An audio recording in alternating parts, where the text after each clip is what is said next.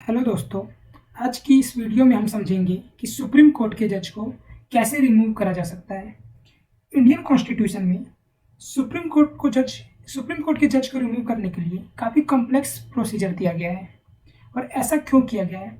ऐसा इसलिए किया गया है क्योंकि सुप्रीम कोर्ट जो होता है वो कॉन्स्टिट्यूशन का गार्जियन होता है। और इंडियन कॉन्स्टिट्यूशन को बचाए रखने के लिए सुप्रीम कोर्ट को ज़्यादा पावर दी गई है या ज़्यादा स्ट्रॉन्ग बनाया गया है। और ज़्यादा स्ट्रॉन्ग किस सेंस में बनाया गया है? तो उनके जजेस को सिक्योरिटी ऑफ टेन्योर देके। और इसीलिए सुप्रीम कोर्ट के जज को रिमूव करने के लिए काफ़ी कॉम्प्लेक्स प्रोसीजर बनाया गया है। तो चलिए देखते हैं डिटेल में कि सुप्रीम कोर्ट के जज को कैसे रिमूव करा जा सकता है। यहाँ पे एक चीज़ और, सुप्रीम कोर्ट या फिर हाई कोर्ट दोनों कोर्ट के जजेस को रिमूव करने के लिए सेम प्रोसीजर फॉलो होता है। तो चलिए देखते हैं डिटेल में। सुप्रीम कोर्ट को जज को कौन रिमूव कर सकता है? तो प्रेसिडेंट।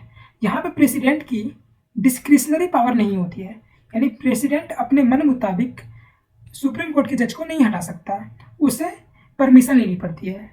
उसे पार्लियामेंट जो है वो रिकमेंड करता है, और जब पार्लियामेंट रिकमेंड करता है तभी वो सुप्रीम कोर्ट के जज को हटा सकता है। दूसरा, जो भी सुप्रीम कोर्ट के जज को रिमूव करने के लिए रिमूवल मोशन लाया जाएगा, तो यहाँ पे रिमूवल मोशन होगा, उसे इच हाउस मतलब पार्लियामेंट के जैसे दो हाउस होते हैं, लोकसभा और राज्यसभा, तो दोनों हाउस में स्पेशल मेजोरिटी से पास कराना होगा। और जब ये स्पेशल मेजोरिटी से पास होगा तभी रिमूवल मोशन आगे प्रोसीड करेगा। तीसरा जो है वो सेम सेशन। इसका मतलब क्या हुआ कि जो भी रिमूवल मोशन होगा उसे एक ही सेशन में पास करना होगा। अगर वो बजट सेशन में लाया गया है उसे बजट सेशन में पूरा पास कराना होगा। अगर वो मॉनसून सेशन में लाया गया है तो मॉनसून सेशन में। यहाँ पे सेशन का मतलब होता है सत्र। जैसे कि आपको पता है कि पार्लियामेंट जो है वो इंडिया में 3 सेशन में बैठती है। पार्लियामेंट के 3 सेशन होते हैं। कौन कौन से? एक बजट सेशन होता है जो कि कब से कब तक चलता है? वो चलता है आपका फरवरी से लेके मई तक। दूसरा जो सेशन होता है वो होता है मॉनसून सेशन। वो कब से कब तक होता है? आपका जुलाई से लेके सितंबर तक। और जो तीसरा होता है वो होता है आपका विंटर सेशन। वो होता है नवंबर से लेके दिसंबर तक। तो रिमूवल मोशन को जिस सेशन में लाया गया है तो उसे लोकसभा या राज्यसभा से पास जो है वो उसी सेशन में कराना होगा। तो ये होता है सेम सेशन का मतलब। यहाँ पे ग्राउंड्स भी दिए गए हैं कि किन ग्राउंड्स पे जजेस को रिमूव करा जा सकता है। तो किन ग्राउंड पे? तो पहला ग्राउंड है वो है प्रूव्ड मिसबिहेवियर, और दूसरा जो है वो इनकैपेसिटी। इन दो के अलावा और किसी भी ग्राउंड पे और किसी भी कारणों से सुप्रीम कोर्ट के जज को रिमूव नहीं करा जा सकता। यहाँ पे ये जो दो वर्ड यूज हुए हैं, प्रूव्ड मिसबिहेवियर और इनकैपेसिटी, ये कॉन्स्टिट्यूशन में डिफाइन नहीं करे गए हैं। कॉन्स्टिट्यूशन में डिफाइन नहीं है।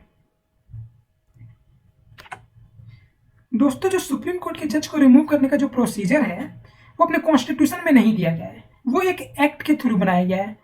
और वो एक्ट कौन सा है? जजेस इंक्वायरी एक्ट 1968। इस एक्ट में पूरा डिटेल में दिया गया है कि अगर सुप्रीम कोर्ट के जज को रिमूव करना हो तो कैसे करा जा सकता है। तो चलिए देखते हैं डिटेल में। तो स्टेप 1 क्या है कि अगर सुप्रीम कोर्ट के जज को रिमूव करना है तो हमें रिमूवल मोशन लाना पड़ेगा। जो ये रिमूवल मोशन है वो किसी भी हाउस में लाया जा सकता है, चाहे वो लोकसभा से स्टार्ट हो सकता है या फिर राज्यसभा से। अगर रिमूवल मोशन को लोकसभा में लाया जा रहा है तो उसमें 100 मेंबर्स के सिग्नेचर होने चाहिए। अगर ये राज्यसभा में लाया जा रहा है तो इसमें 50 मेंबर्स के सिग्नेचर होने चाहिए।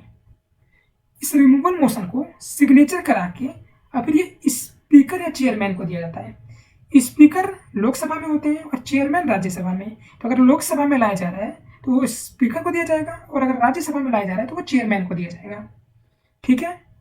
अब स्पीकर या चेयरमैन चाहे तो उस रिमूवल मोशन को एक्सेप्ट कर सकता है या फिर रिजेक्ट या डिनाई कर सकता है। अगर वो डिनाई कर देगा तो फिर रिमूवल मोशन यहीं पे खत्म हो जाएगा, तो फिर रिमूव नहीं करा जा सकता। और अगर स्पीकर या चेयरमैन उस मोशन को एक्सेप्ट कर लेता है तो फिर प्रोसेस आगे बढ़ेगा। तो उसके बाद से क्या होगा कि स्पीकर या चेयरमैन एक कमेटी बनाएंगे, और वो जो कमेटी होगी वो 3 मेंबर कमेटी होगी। अच्छा, इस कमेटी का काम क्या होगा? तो इस कमेटी का काम होगा इन्वेस्टिगेशन करना। किस चीज़ की इन्वेस्टिगेशन करना? तो जो चार्जेस लगाए गए हैं जजेस के खिलाफ, जिस जज के खिलाफ जिसे हटाना है वो सही है या गलत है, तो उस बारे में इन्वेस्टिगेट करना होता है। और ये 3 मेंबर कमेटी करती है। 3 मेंबर कमेटी में कौन कौन होते हैं? तो 3 मेंबर कमेटी में होते हैं एक जो होता है वो सुप्रीम कोर्ट के सीजेआई हो सकते हैं, चीफ जस्टिस, या फिर कोई और जज हो सकता है सुप्रीम कोर्ट के।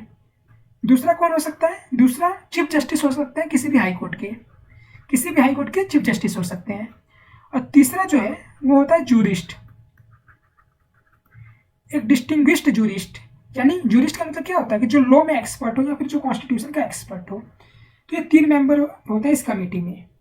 अब ये कमेटी इन्वेस्टिगेट करती है, और अगर ये कमेटी इन्वेस्टिगेट करती है और चार्जेस सही पाए जाते हैं तो फिर प्रोसेस आगे बढ़ता है।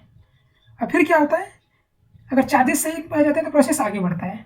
और उसके बाद से क्या होता है कि इच हाउस में, प्रत्येक हाउस में, जो लोकसभा हो गई या राज्यसभा हो गई, उसमें स्पेशल मेजोरिटी से पास कराया जाता है।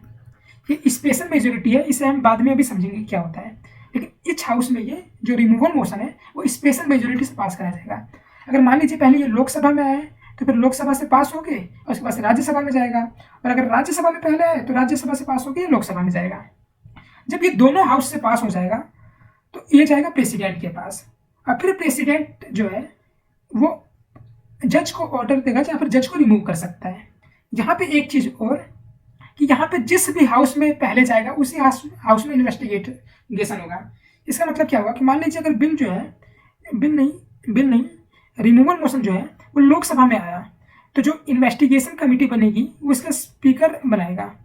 जिस भी हाउस में पहले आता है उसमें इन्वेस्टिगेशन कमेटी बनती है। अगर राज्यसभा में आया है तो राज्यसभा इस इन्वेस्टिगेशन कमेटी बनाएगी।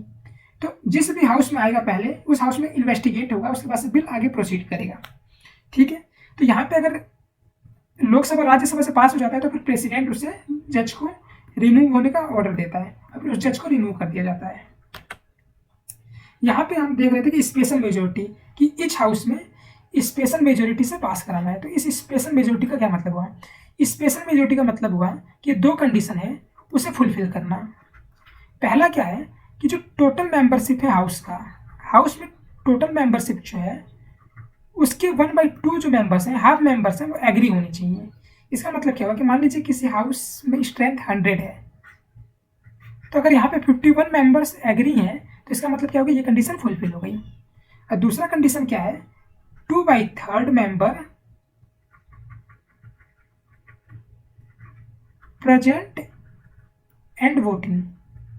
किसी भी हाउस में जो मेंबर है उनका 2/3 का सपोर्ट होना चाहिए। और 2/3 कौन होना चाहिए? जो प्रेजेंट हो और जो वोट कर रहे हो। इसका मतलब क्या होता है, एग्जाम्पल से समझते हैं। मान लीजिए उस हाउस की स्ट्रेंथ जो है वो 100 है, और उस टाइम पे 90 मेंबर, हाउस की स्ट्रेंथ कितनी है? 100 है, और उस टाइम पे 90 मेंबर प्रेजेंट है जिन्हें वोट करना है। तो इस 90 का 2/3, इस 90 का 2/3 कितना होगा? 60 होगा। तो अगर ये 60 मेंबर एग्री हो जाते हैं तो ये सेकंड कंडीशन भी फुलफिल हो जाती है। जब ये पहली और दूसरी कंडीशन फुलफिल हो जाएगी तो इसे कहते हैं स्पेशल मेजोरिटी। तो ये होता है स्पेशल मेजोरिटी का मतलब। यहाँ पे चाहे वो सुप्रीम कोर्ट के जज हो चाहे वो हाई कोर्ट के जज हो, दोनों को जो रिमूवल का प्रोसीजर होता है वो सेम होता है। यहाँ पे एक इंटरेस्टिंग फैक्ट और भी है कि अब तक सुप्रीम कोर्ट या हाई कोर्ट, अब तक किसी भी जज को आज तक रिमूव नहीं करा गया है। एक जज थे वी रामास्वामी, तो ये केवल और एकमात्र ऐसे जज हैं जिन्हें रिमूव करने के लिए रिमूवल मोशन लाया गया था। ये सुप्रीम कोर्ट के जज थे। तो हालांकि जो इंक्वायरी कमेटी थी, जो 3 मेंबर कमेटी बैठती है, उस इंक्वायरी कमेटी ने चार्जेस सही पाए थे, लेकिन फिर भी इन्हें रिमूव नहीं करा गया। क्यों? क्योंकि उस टाइम पे लोकसभा में इस बिल को, इस रिमूवल मोशन को मेजोरिटी नहीं मिल पाई थी और इसलिए इन्हें नहीं हटाया गया था।